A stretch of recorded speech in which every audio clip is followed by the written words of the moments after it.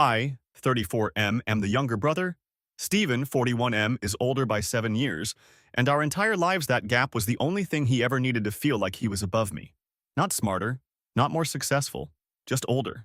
And in our family that meant something because our parents, Ivan and Kimberly, treated birth order like a chain of command. Stephen got the first car, the bigger bedroom, the later curfew. And when college came around, our parents put everything they had into his tuition. By the time I graduated high school, the college fund was basically a savings account with $1,400 in it and a lot of apologies. I'm not telling you this for sympathy. I'm telling you because it explains what Stephen became. A guy who genuinely believes the family exists to serve him. And somehow, I became the person everyone expected to just keep giving because I didn't have a wife or kids to spend money on. That logic started with Stephen and our parents just went along with it. I worked through community college, transferred to a state school, got into tech, and by 28, I was earning more than Stephen ever had at any point in his career. He works in warehouse logistics, decent job, but the man has 3 kids, a mortgage he can barely cover, and his wife Allison is only working part-time because their youngest, Kylie, has had ongoing issues with school that required one parent available during the day. So Stephen's household runs tight, really tight. And here's where I made my mistake. I was generous. For years. When Kylie needed a specialist evaluation that insurance only partially covered, I paid the difference. When Stephen's furnace died in January 2 years ago, I covered the replacement because Allison called me directly and said they couldn't afford it and the kids were sleeping in coats. When their oldest, Noah, was a junior in high school, I started quietly putting money into what I told him was a graduation fund. By the time he graduated this past June, I had put over $9,000 into that kid's future. Between the laptop I bought him and the deposit I paid to hold his spot at the state university he got into, $9,000, out of my pocket, for a kid who I loved because he's my nephew, and I wanted him to have a better start than I did. So Noah's graduation party happens. Stephen's backyard, maybe 30 people, relatives, neighbors, a few of Noah's friends. I showed up with the laptop in a bag and handed Noah the envelope with the confirmation for his deposit. The kid opened it and actually looked shocked, and for about 10 seconds I felt like it was all worth it. Then Stephen grabbed a beer, stood on the porch step, and started doing his thing. He called everyone's attention and said, "We should all toast Uncle Mike, the ATM of the family." People laughed, some nervously, some not. Then he kept going and said I was used to paying for what I'd never have. A family of my own. More laughter. Noah, the kid I just handed $9,000 worth of investment to, chuckled. Allison was standing right there smiling. My mother Kimberly was shaking her head, but she was laughing too. Ivan, my dad, didn't say anything, just sipped his drink. And here's the thing Reddit needs to understand. That wasn't the first time. Stephen has been making jokes about me being single and childless since I was in my 20s. At every holiday, every gathering, it was always some version of the same bit. Poor Mike. All that money and nobody to share it with. Must be nice having disposable income when you've got no one who depends on you. He turned my generosity into a punchline, and my family let him, because they all benefited from it. I stood there for a second, looked around at every single face that was laughing or smiling or looking away, and I told them good luck getting another cent from me. Stephen laughed again and said I'd get over it by next week like I always did. That's the part that got me. Like I always did. Because he was right. Every other time he pulled something like this, I swallowed it. I came back. I paid for the next thing. I showed up at the next dinner. I was the reliable ATM, and I'd proven it over and over for a decade. But this time something was different. I'd been sitting on a decision for months, and Stephen just made it for me. See, earlier that year, Stephen had come to me privately and asked me to co-sign a loan for a used SUV because his credit was trashed from a missed mortgage payment cycle and some maxed cards. I said I'd think about it. He also asked if I could help with Noah's first semester housing cost, which was separate from the deposit. I hadn't committed to either. After that party, I went home, and I didn't call anyone. I didn't text. I just started making a list of every single financial thread that connected me to Stephen's household. The furnace I'd paid for was in a house with a home equity line I knew Stephen had pulled against, because Allison mentioned it once when she was asking me for the Kylie evaluation money. The deposit I paid for Noah was under my name as the guarantor contact. And there was one more thing that Stephen didn't know I knew about, but I'll get to that. 2 weeks after the party, I made my first move, and it wasn't just cutting them off. Cutting people off is passive. I wanted Stephen to understand that every single gift I ever gave came with a receipt he'd forgotten about, and I was about to start collecting. Okay, so I need to talk about something that I think a lot of people miss about situations like this. Everyone's going to focus on Steven. And yeah, Steven is awful. We'll get there. But the real engine of this whole dynamic is the parents. Ivan and Kimberly built a family where one son was the golden child, and the other was the support system for the golden child. And they did it so gradually that Mike internalized it as just how things work. $40,000 over 6 years. That is a down payment on a house. And this man gave it away piece by piece to people who not only didn't thank him but actively made fun of him for having the money to give. And like Steven calling him the ATM of the family. That's not even a joke. There's no punchline there. There's no comedic structure. That's just a man publicly announcing that he sees his brother as a financial tool and getting a round of applause for it. Steven isn't funny. Steven is just cruel with good timing. And the fact that he said, "You'll get over it like you always do," that line is so revealing because it means Steven knew he was hurting Mike every time. He just also knew Mike would come back. That's not a brother. That's somebody running a loyalty program where the rewards are insults. Update 1. Alright, a lot of you asked what my first move was. Some guessed right. Let me walk through exactly what happened after the graduation party because it wasn't one dramatic moment. It was a sequence of deliberate choices I'd been thinking about longer than Steven realizes. Monday after the party, I called the university housing office. I was the guarantor contact on Noah's deposit. That payment came from my bank account, under my name, tied to my info as the responsible financial party. I explained I wouldn't be continuing as guarantor and asked about the removal process. The woman told me that if I withdrew before the semester, the student would need an alternate guarantor or pay the remaining balance independently before enrollment locked in. I told her to proceed. She sent me a form. I filled it out that afternoon. I didn't tell Noah or Steven. No warning text, no dramatic call. I just did it quietly because I wanted Steven to find out the way I found out about things in this family, when it was already too late to fix easily. 3 days later, Noah got an email saying his enrollment was under review because the financial guarantor withdrew and the outstanding balance needed resolution within 21 days. Noah called his dad. Steven called me. This is the conversation I'd been waiting for. Steven started acting like it was a misunderstanding. Maybe the school made an error. Could I look into it? I let him talk for 2 solid minutes. Then, I told him there was no error. I withdrew as guarantor. Silence. Steven asked why I'd do that to Noah. I said I wasn't doing anything to Noah. I was removing myself from a financial obligation I no longer wanted. He tried reframing it. Said Noah had nothing to do with the party. I told him Noah laughed. He said Noah was just a kid. I said he was 18. Old enough to enroll in college, old enough to understand what his father said, and decide whether to laugh at it. Then, Steven switched tactics, started going into how I was being petty, how the family always been there for me, and I asked him to name one time anyone financially helped me with anything. He couldn't.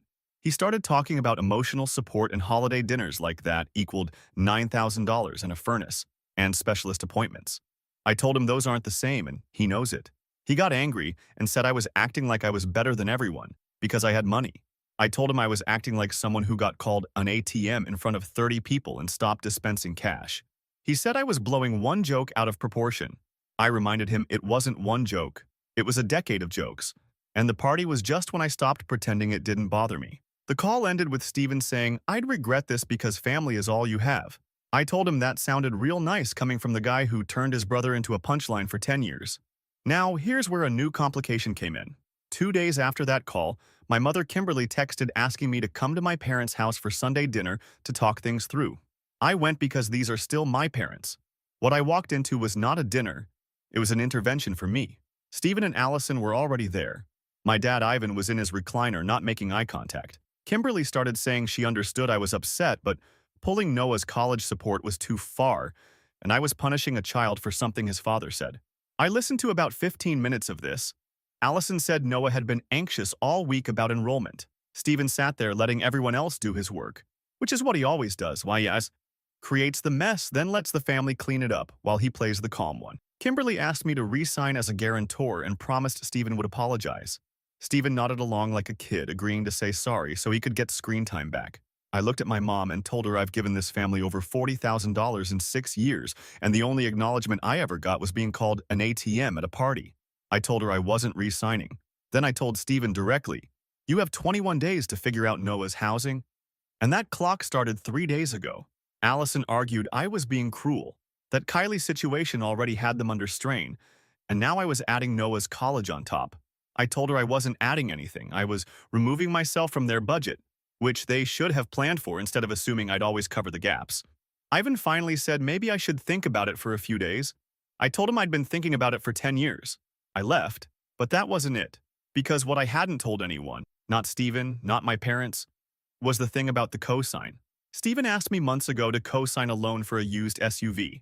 I never agreed, but I'd found out something about why he needed that cosign, and it had nothing to do with missed mortgage payments tanking his credit. I'll explain in the next update because this is where everything changed. I gotta be real. The intervention scene is making my blood pressure spike because I have seen this exact family playbook so many times. The person who finally sets a boundary gets treated like they're the one causing the crisis. Nobody held an intervention when Stephen humiliated Mike at the party. Nobody organized a family dinner to tell Stephen that mocking the man bankrolling your kid's future is disgusting behavior. But the second Mike stops paying, emergency family meeting. And look at how perfectly everyone plays their role. Kimberly doing the emotional labor, Allison providing the guilt angle with the kids, Ivan sitting there like a decorative lamp contributing nothing, and Stephen just sitting back, letting the women in his life fight for him again. Because that's what Stephen does. He's never once had to advocate for himself because the whole family is structured around protecting him from consequences. And I love that Mike hit them with, I've been thinking about it for 10 years because Ivan saying think about it for a few days is so insulting. Like Mike just got a little emotional and needs to cool off. No. This man has been running a cost-benefit analysis on his own family for a decade, and the numbers finally stopped making sense. Also, and I think this is important, Mike isn't punishing Noah. He's just stopped subsidizing Noah. There's a massive difference. Noah still has options. They're just harder options. Welcome to what Mike's entire life looked like after his parents drained the college fund for Stephen. Update 2. So the cosign. A lot of you were asking, and yeah, this is where things got ugly in a way Stephen did not see coming. Back in March, months before the graduation party, Stephen asked me to co-sign a loan for a used SUV. Said his credit took a hit from missed mortgage payments and maxed cards, and no dealer would approve him solo. I told him I'd think about it. But something felt off because Stephen hates asking me directly. He always sends Allison or my mom. The fact that he came to me himself made me pay attention. Couple weeks later, I was at my parents' house helping Ivan move boxes from the garage. Dad's not great with his phone and asked me to pull up a tracking number. When I opened his browser, there was a tab loaded. A WhatsApp group chat between Ivan, Kimberly, and Stephen. I wasn't snooping. It was right there. And what I read in 30 seconds changed how I saw my entire family. Stephen told our parents he planned to use the SUV cosign from me to get a bigger loan than the car actually cost. The extra cash from the inflated amount was going toward his mortgage, which was further behind than anyone told me. Ivan's reply was something like, just make sure Mike doesn't find out the full amount or he won't agree. Kimberly said she felt bad but Stephen's family needed help and I could afford it. My own parents knew Stephen was planning to use my name and credit to secure an inflated loan, pocket the difference, and they were helping him hide it. This wasn't Stephen alone. This was a family operation. I put the phone down and said nothing, finished with the boxes, drove home, and sat with that information for months. Never confronted them. Just let Stephen assume I was still considering the cosign while I built my understanding of how deep this went. After the intervention dinner, after I told Stephen he had 21 days on Noah's housing, I decided it was time to use what I knew. Not all at once. Strategically. I texted Stephen that Wednesday and said I wanted to talk about the cosign, that maybe I'd been too hasty cutting everything off. He called within 5 minutes. Friendly, relieved, already talking about dealerships. I let him go on, then asked a specific question. What's the total loan amount going to be? He said around $19,000. I asked what the SUV cost. He paused and said about 19. I said that's interesting because the model he mentioned back in March was listed used at 12 to 14 depending on mileage, so where's the extra 5 to 7 grand going? Dead silence. Then Stephen started scrambling. Prices went up, different model now, dealer fees higher than expected. I let him spin for about a minute and then told him I saw the WhatsApp chat on Dad's phone. I knew about the plan to inflate the loan. I knew our parents were in on it, and I'd known since March. His tone changed instantly, friendly to defensive to angry in 15 seconds. He said I had no right reading private messages. I told him it was open on the screen and I wasn't apologizing for seeing something that involved using my credit behind my back. He said I was twisting things, that the mortgage situation was desperate. I told him that wasn't my problem, and if he'd been honest a year ago, I might have helped. But he chose to scheme with our parents, so now he gets nothing. Then I told him what really mattered. I said I was bringing this up with Ivan and Kimberly directly, not for a family meeting, to tell them I knew they conspired to use my credit and I was done financially supporting anyone in this family. Stephen asked me not to, said it would destroy our mother, that Kimberly was stressed and wasn't thinking clearly. I told him she was clear enough to type out a plan in a group chat. That Friday, I went to my parents' house alone, sat at the kitchen table and laid it all out. Told Ivan I saw the chat. Told Kimberly I read her message. Asked them directly, how long have you been helping Stephen use me without telling me the full picture? Kimberly started crying and said it was never meant to be like that. Ivan said Stephen was struggling and they were trying to keep the family together. I told them keeping the family together apparently meant keeping me in the dark, so I'd keep writing checks. Then I listed everything. The furnace, Kylie's specialist, Noah's deposit, the laptop, the groceries I covered when Allison lost her job for 2 months. Every single thing. I asked how much they'd given Stephen over the same period. Ivan said that wasn't the same. I told him it was exactly the same, and the only reason it felt different was because they expected it from me and never thought I'd stop. I left and haven't been back since. That was 3 weeks ago. But the fallout is still going because Stephen's 21-day window on Noah's housing just ran out. And something happened I need to tell you about. This is where the story goes from family drama to something genuinely sinister. And I need everyone to sit with that for a second. Because there is a 3-person group chat dedicated to extracting money from Mike. That's not family struggling and making hard choices. That's a coordinated financial scheme. Ivan, this man's father, typed out instructions on how to keep his own son in the dark so they could put his credit on the line for thousands of dollars he didn't agree to. Kimberly's "I feel bad but" is doing so much heavy lifting in that sentence.